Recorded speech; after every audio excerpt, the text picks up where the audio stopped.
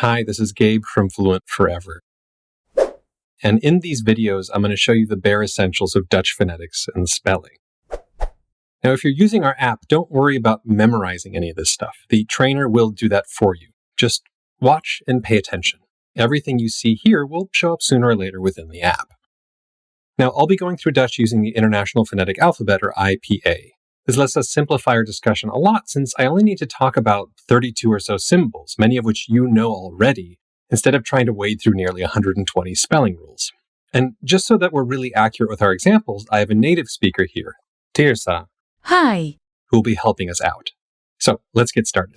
We'll break this up into three parts. The first will cover the Dutch consonants, the second will cover the vowels, and the third will cover a few of Dutch's spelling rules. Dutch has 25 consonants. If you speak English, 10 of these are going to be relatively familiar sounds with familiar symbols. 5 are going to be relatively familiar sounds with unfamiliar symbols. 6 will be slightly modified versions of familiar sounds, and then 4 are really new. We'll start with the easy ones. There's B, as in bal. De, as in deur. F, as in file. G, as in goal. This is the same sound as the English g, but it only shows up in loanwords from other languages. H, as in hammer. M, as in mier. N, as in neus. S, as in slang. Note that the Dutch S does not sound quite as pure and forward as the English S. You'll pull the tip of your tongue slightly behind your front teeth along the hard palate and make an S sound. That fuzzier S, that's what you're looking for. And then we'll get into some slightly weird territory with the Dutch V and Z. That's V, as in vliegtuig or vee. And Z, as in zon or zeef. As you can probably hear, that V sound, it's almost an unvoiced F. There are even some Dutch speakers that pronounce their V's exactly like F's, but that's a bit non-standard and regional. For standard Dutch, you'll hear just a bit of difference between V with a V and V with an F. The V is definitely a bit less voiced than you find in English. So to pronounce it, take the English sound V and push a bit more air through it. V. Same thing with the Z. It is almost an unvoiced S. There's not a huge difference between zeef and safe. So when you pronounce these consonants in Dutch, don't voice them very much. Again, there should still be some resonance to your Z, but think of it the same way you produce the V sound. Just push a bit more air through while you're saying it. Dutch consonants are not nearly as pronounced as in other languages like German or English. So in general, you can get away with being a bit lazier with your mouth. We have 5 more sounds in Dutch that overlap with English, but we have some new IPA symbols for them. This symbol, which looks like a lowercase j, is in fact j, as in Dutch's jacht, or English's yellow or yacht. Next, there's which looks like an elongated N, and shows up in Dutch words like wang or jongen. English uses it in words like king and sing. It's basically just an N that you make with the back of your tongue instead of the front. Note that in some dialects of English, we sometimes pair it with a G, a G sound. So we'll say singer and finger, where in Dutch, they don't generally do this. Like in jongen, there is no G in there at all. Jongen. That said, for foreign loanwords, Dutch will stick in a G sound, giving you words like mango or bungalow. Our next new symbol is known as a glottal stop, and it looks like a question mark without the dot on the bottom. It's what happens when your vocal cords come together all the way and then pop open. It makes this sound. We use it in English before words that start in vowels and phrases like uh-oh and it is true. In Dutch, it shows up in the middle of words, where it's used to separate one vowel from another. Like in beambte and naapen. You'll also hear it in the beginning of words that start with vowels. Like in the sentence, Ome Arie eet altijd aardappels met appelmoes. So next we're going to cover a few sounds that we can learn by taking English sounds and then modifying them just a bit. We'll start with the Dutch L. Ooh, as in lus. It's a familiar symbol in IPA, a lowercase l, but it sounds a bit different from English. In English, when we say a word like link, the back and the front of your tongue, they both come up towards the roof of your mouth. Link. But in Dutch, only the tip of your tongue comes out, and it reaches just behind your front upper teeth. Link. English has link.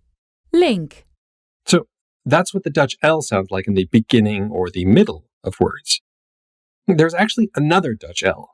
Ooh, as in mole. This one's exactly the same as the one you'd use in English, like at the end of the word little or in literal. In IPA, the back L has a little tilde going through the center.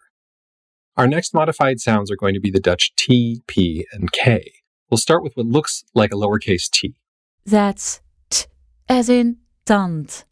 If you're comparing these consonants in English and Dutch, you can say take and take. If you pay close attention, you'll notice that in English there's a puff of air you get when you say t, t, take.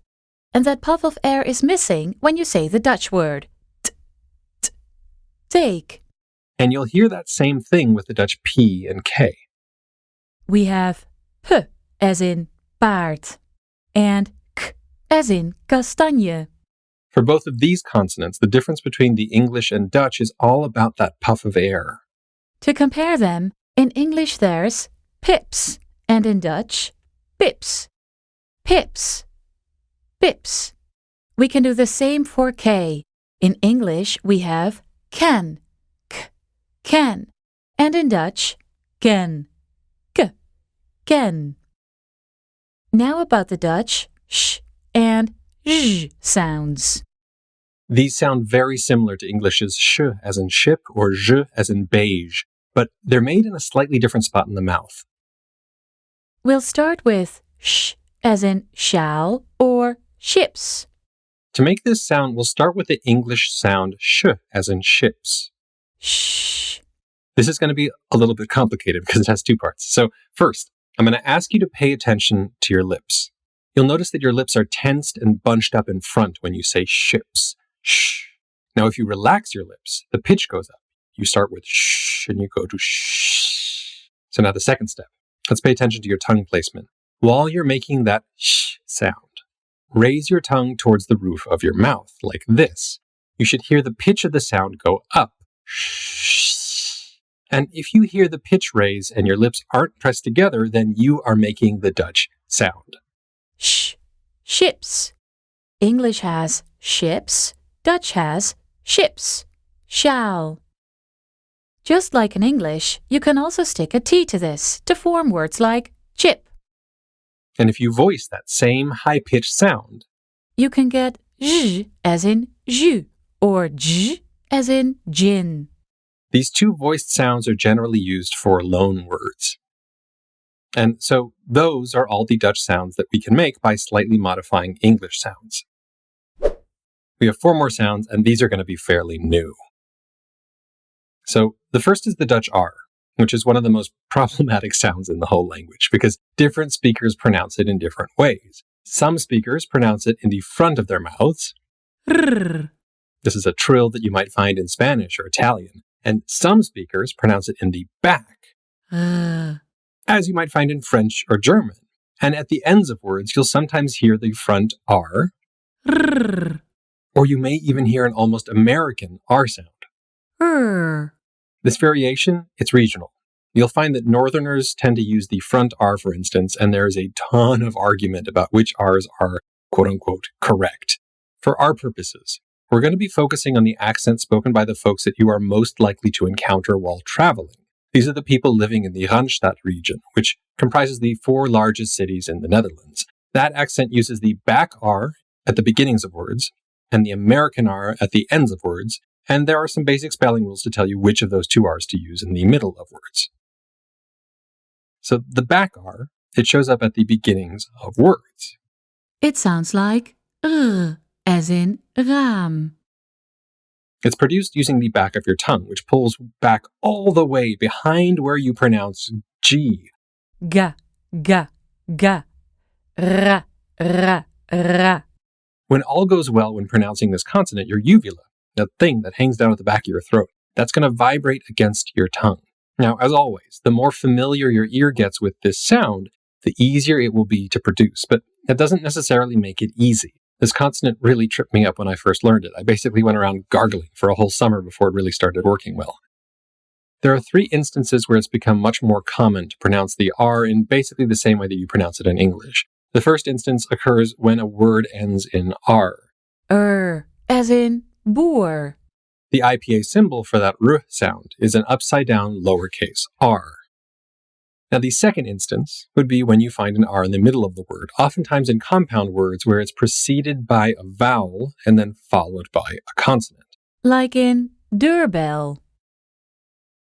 And finally, you can also use the American R at the end of a word, like I mentioned earlier, but followed by one more consonant in this case.